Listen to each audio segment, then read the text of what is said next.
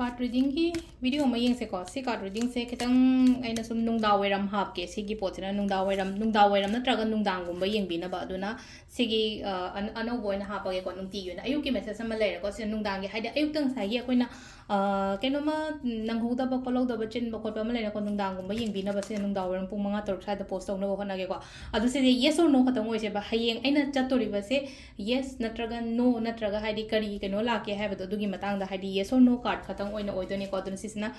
hayeng nongalakpa sida kamaina tawdage ko haidi aina chatori pot se haidi probably yes oigadra natraga no haigadra ko amain tawraga adu sidagi e dum keno lothok ke card se ani khatang choose tawge ko haidi ama number 1 choose tawsira natraga number 2 khanjira dumai tawra khanmina rase ko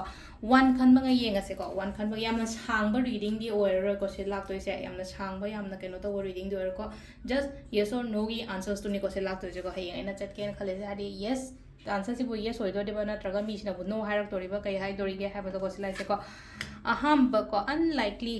hoi khara yaba ye hope thamba yai ko si se hayeng gi oina ina khali ba ko se hope thamba yai ko number 1 khan ba ngai gi oina hairaga ti ko silai se ko